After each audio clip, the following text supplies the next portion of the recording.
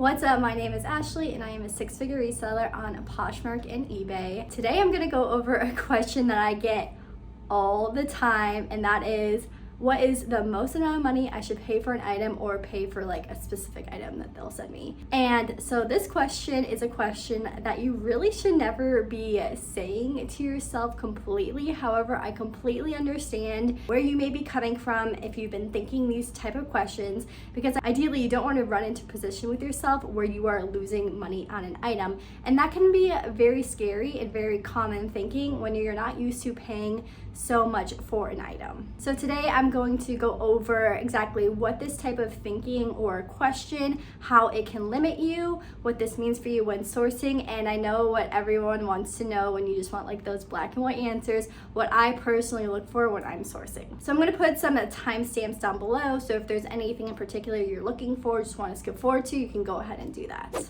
So this question can be super limiting, especially when you're saying to yourself, what is the most amount of money I should be paying while sourcing? Because when you're looking at so many different items, you really cannot just put a cap on yourself when you're sourcing. Maybe for instance, you're a person where you are really used to sourcing really cheap, and $20, you just do not want to pay more than $20 when sourcing. So with this, you're limiting yourself to a ton of items, especially items that can give you a really big profit.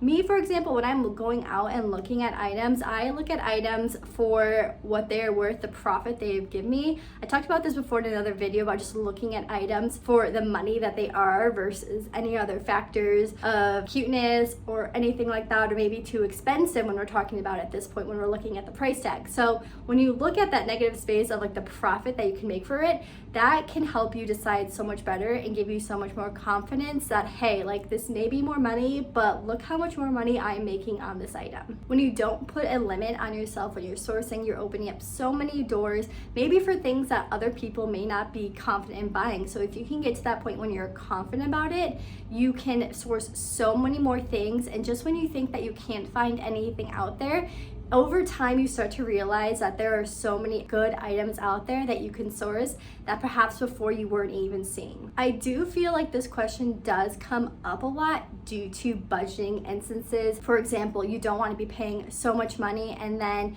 completely out of money for just your bills and everything like that. However, if you are wanting to spend more money per item and be getting that profit, instead of saying, okay, this is my cap for spending per item, just have a budget and look into what profit you want per item, what the cost of those items may be, and really budget around that way instead of saying, okay, like here's my budget, like this is the most I can pay per item, because you can rearrange your finances in a different way that does allow you to make sure that you aren't limiting yourself on the items that you can buy. However, as I mentioned, I completely understand the thought process behind this question a lot of times, because you do not want to be losing money when paying up for your items.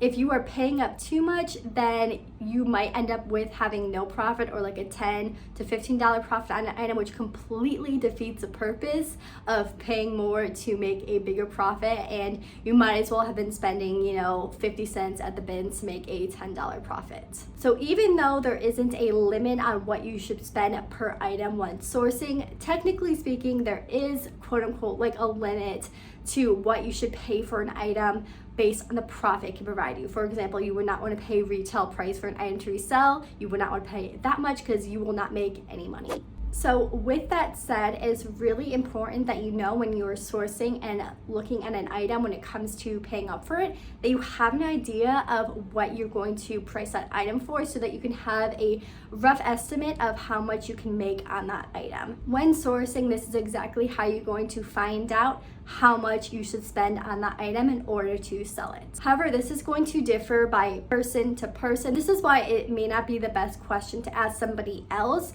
because you might have a completely different profit goal than someone else, or what you want to make on an item. For example, maybe you are paying $70 for an item and you're completely okay with a $50 profit, while somebody else would only spend $70 if they can make a $70 profit. So it's really just personal preference and what you're you're comfortable with when making a profit goal. As you continue to grow within your business, you may find that your goals are changing, which they should be. So maybe before you were okay with making $50 and spending $70, but then as you're continuing to grow and source more and be able to source more smartly, you find that because of what you're coming into, what's worth your time, that it's better for you to spend $70 and make at least $70. So in that case, where you're at before is not meeting where you're at now. So that's why everyone can be so different. But I know you want to know what I look for, so I'll tell you right now a rough little summary of what goes through my mind and what numbers I'm looking for when I'm sourcing. When I'm outsourcing, I ideally look to double my money with at least a $50 profit. However, as I go up and I'm paying more money,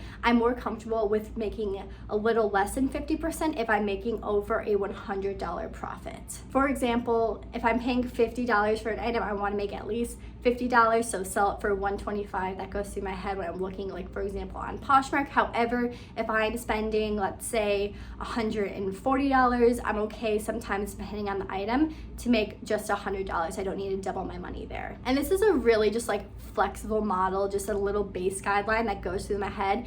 Everything still really depends on the item, the availability, the demand, how fast it may sell, and how it works in my closet. So it is not just a flat line, like follow this and do this. There's a lot of other characteristics that go into it, and maybe sometimes perhaps I am okay with making a little under a $50 profit depending on the item if it's going to sell really fast. So looking at these numbers and knowing how much you should pay for an item and understanding what your goals may be does come with time, so just be patient with it. Everything comes with practice. So as you continue looking at these numbers and seeing what you should be paying for an item in order to make the goal that you want, you will eventually get a really good understanding, and it'll come like that when you're outsourcing. I'm currently working on something to help guide you along the way when you're outsourcing, knowing exactly a little rough guideline of what you should be paying for these items, but stay tuned for that. Until then, be sure to subscribe to my channel. I put out videos every Wednesday, and don't forget to give this video a thumbs up and follow me along on Instagram at